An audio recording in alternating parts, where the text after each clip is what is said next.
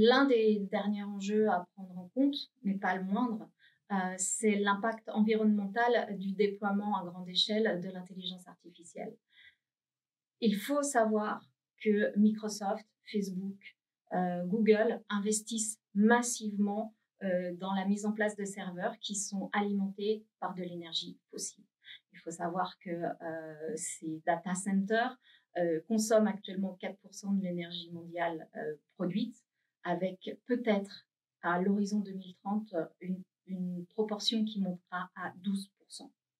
Il faut savoir qu'un prompt, que la génération d'un prompt par ChatGPT consomme 10 fois plus d'électricité et d'énergie qu'une simple requête sur un moteur de recherche comme Google. Donc, le déploiement et tous ces enjeux de déploiement d'intelligence artificielle ne peut se faire sans réfléchir à ne pas, comme on dit un petit peu vulgairement, ne pas utiliser un bazooka pour tuer un moustique. Il faut que vous réfléchissiez bien à un usage raisonné de l'intelligence artificielle. Quand on parle d'intelligence artificielle générative, il faut comprendre précisément quelle est la technologie un petit peu derrière pour savoir l'utiliser correctement.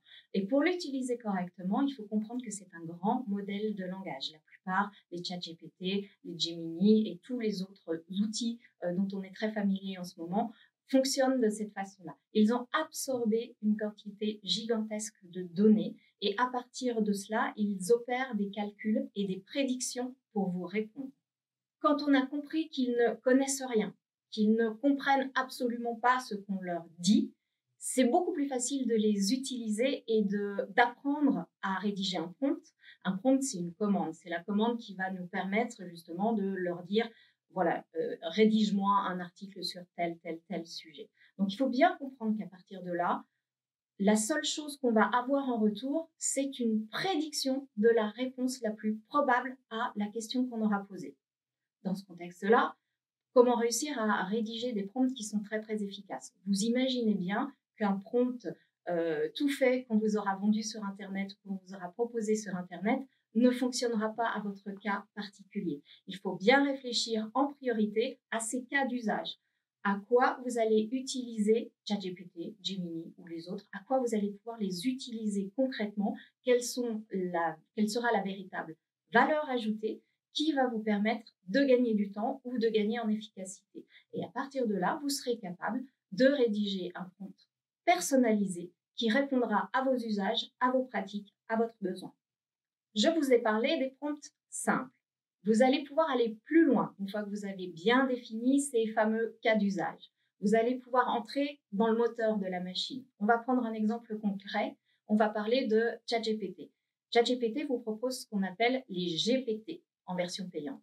Ça veut dire que vous allez pouvoir demander à ChatGPT de travailler sur votre propre corpus de données, lui fournir vos documents, lui fournir un ensemble de textes et lui dire tu travailles avec comme référence ces documents, ces textes et vous allez pouvoir optimiser le prompt et vous allez pouvoir lui dire tu fais ci mais tu ne fais pas ça, ce qui va te permettre d'aller beaucoup plus loin qu'un simple prompt classique via l'interface classique. Et là, encore une fois que vous avez votre cas pratique, une fois que vous savez très bien là où vous allez, ces prompts avancés vont vous faire gagner un temps fou.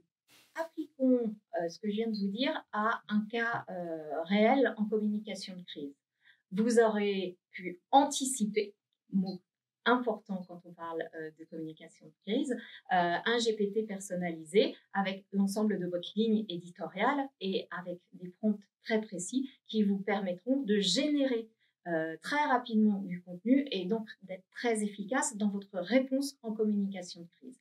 Mais attention, parce que je parle de fournir un ensemble de données à l'intelligence artificielle, à une société, en l'occurrence américaine, qui est ChatGPT. Donc, on aborde très, très vite les questions éthiques.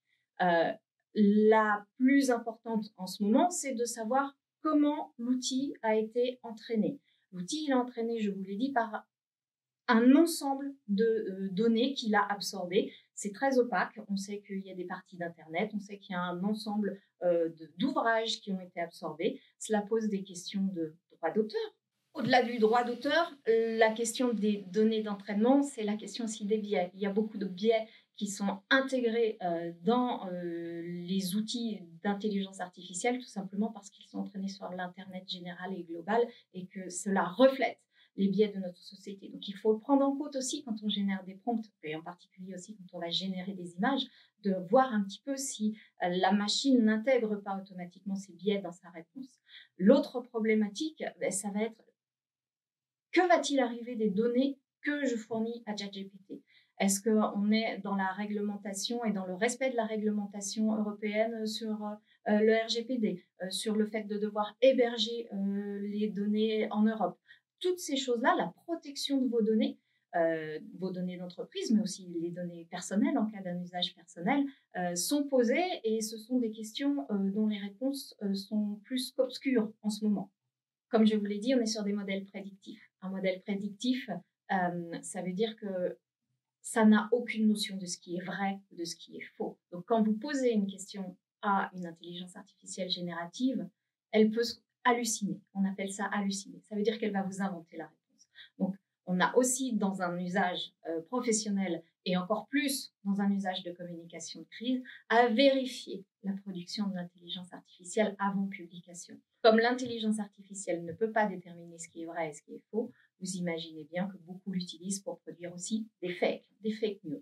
Donc, elle est vecteur de diffusion et de production de fake news.